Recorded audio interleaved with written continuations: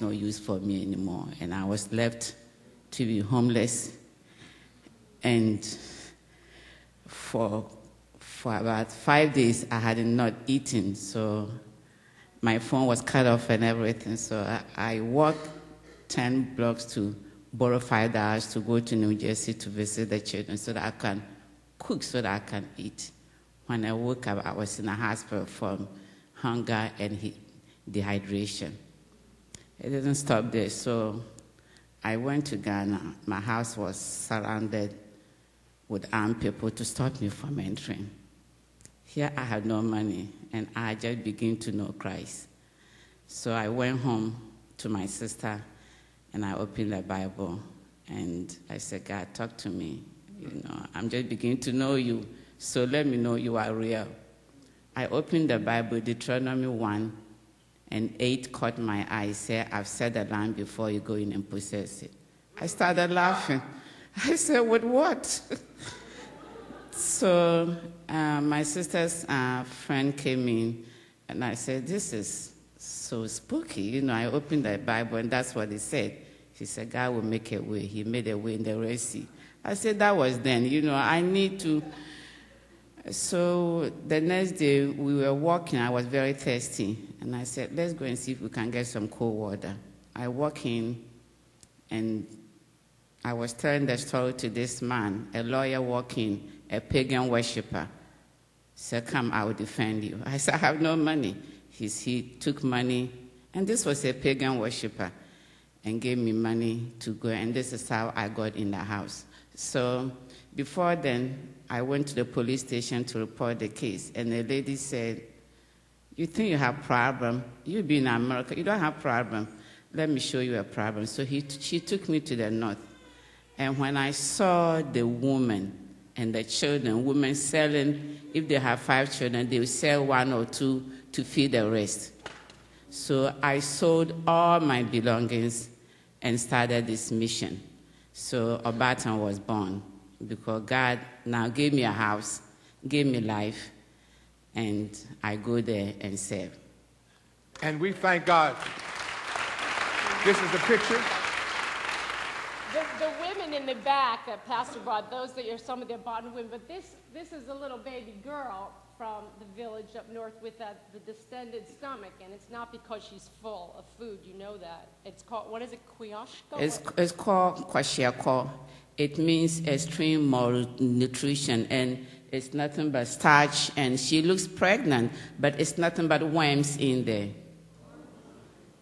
And that's, you know, the little Super Bowl pencil thing, that's the simple things we did, but of course they need so much more food, clothing, and at the end, we have these little brochures from Obatan that we've been working on. Our sister Carolyn also helped us. Just stand for 1 second, Carolyn, and just, she has helped us. She and another friend, Kimberly, we're kind of the board and the team, and we'd love for some of you just to take a look so you can see what's happening, and this is where we're going to go next June to help. This is one of the things that I'm grateful to God for. Thank you. Too much is given, much is required. And God has blessed me. Has he blessed anybody else in here? Do you want to be a blessing to somebody else? What it is, as you have been blessed, bless somebody else. And God has been good and kind and faithful, and all I am is because of God, and I'm compelled to give back.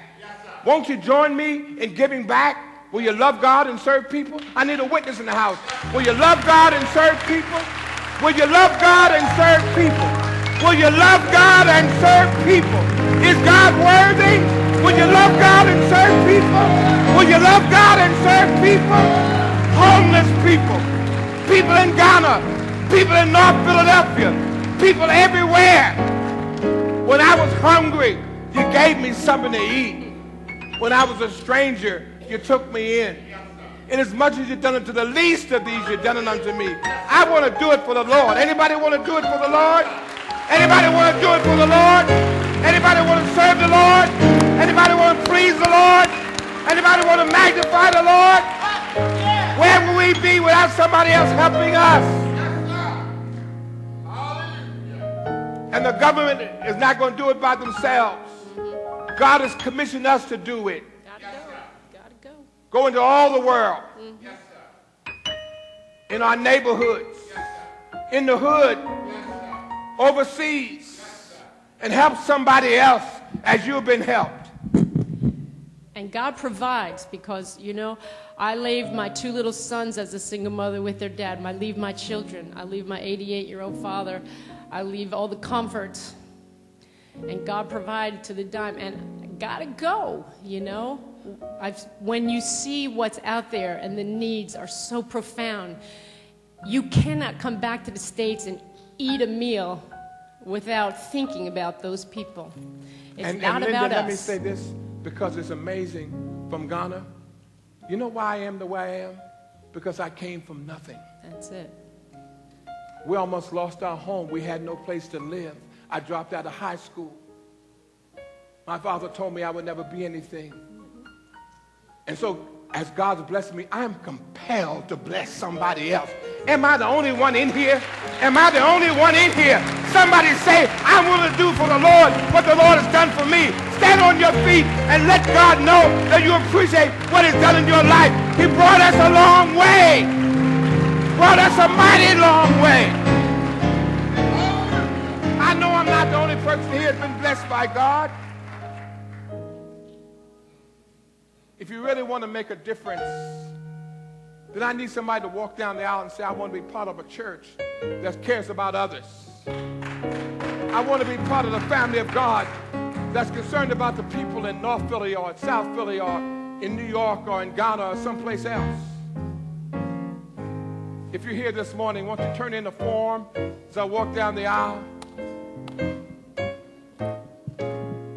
Or walk down the aisle with me. Somebody this morning.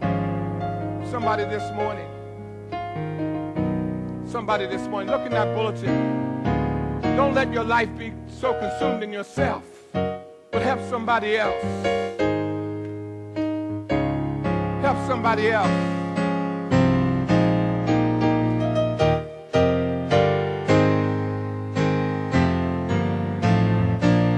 Has God blessed anybody in here? Has God brought anybody a long way in here? Has God been good to anybody in here?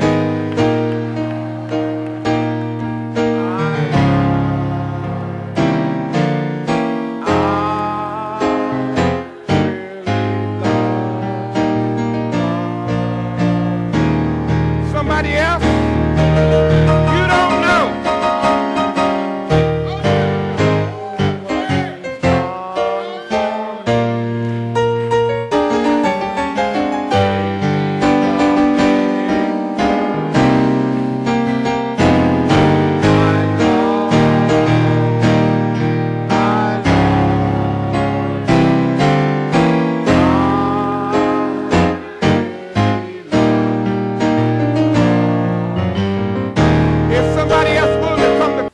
We've inspired and encouraged you in your Christian journey. If we did, share today's message with others.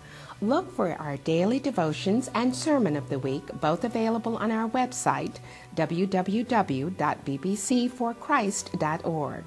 We challenge you to take what you've heard and apply the teachings to your life. Become an instrument to be used by God. We invite you to visit us. Bethlehem Baptist is a multicultural church, and we warmly welcome visitors. We're one church, 2 locations, and we have 3 Sunday services, 7:30 a.m., 9 o'clock, and 11 o'clock a.m. God bless you, and remember, love God, serve people.